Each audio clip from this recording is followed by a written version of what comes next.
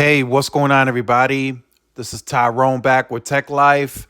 And here we have an article from SDX Wire Central. I will leave it in the description so you guys can check it out. So, is T-Mobile CEO Mike Sievert the biggest 5G financial cheerleader? So, I think the story of them, being the leader in 5G and really pushing that early on, I think was the best decision for the company, besides anything else they've done. I know I shouldn't say the merger was just a piece to the puzzle. The merger, of course, was probably the biggest piece. Gaining all that spectrum was huge for them, the customers, the towers. So I don't want to downplay that.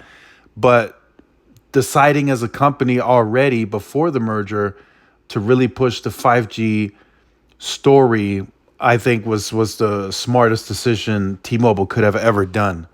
Because now they're out in front, they have the narrative, and it's going to be hard for AT&T and Verizon to really cut into that because T-Mobile has been, pushing that story for so long that people are now starting to believe that T-Mobile is the leader in 5G. Now, the finances, of course, that's a different story, but they're gonna change this very quickly. T-Mobile is a very smartly run company. So they have a 75% increase on free cash flow, which is, by the end of the year, it's going to be 13 to 14 billion. By the end of 2025, it's going to be 20 plus $billion free cash flow.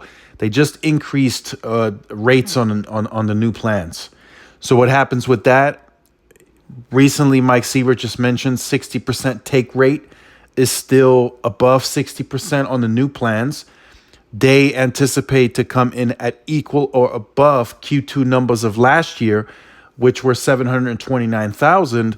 So now you have, just think this, you have 729,000 new customers that came in that are paying more on these new plans. So what happens there? Your finances improve.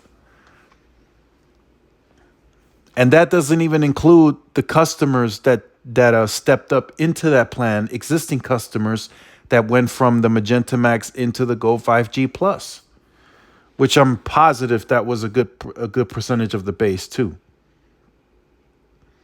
So their finances are going to get better. They're going to have better service revenue, better EBITDA, better margins, better ARPU, better ARPA, and then they continue to accelerate fixed wireless access as well, which is going to lead to better ARPA, and that business itself is going to be making its own revenue.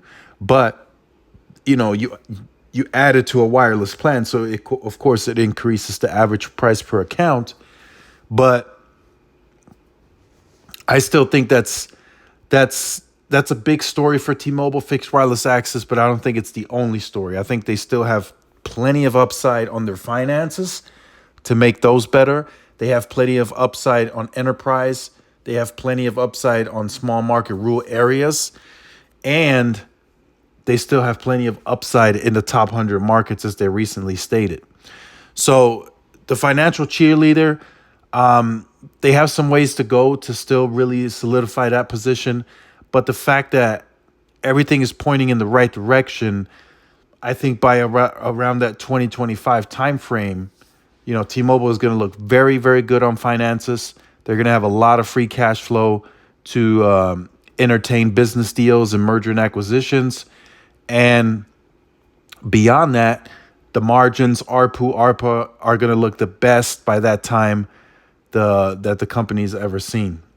So make sure you guys stay tuned to the channel for more. Like, share, subscribe, follow my social media outlets. This is Tyrone with Tech Live. See y'all in the next one. Peace.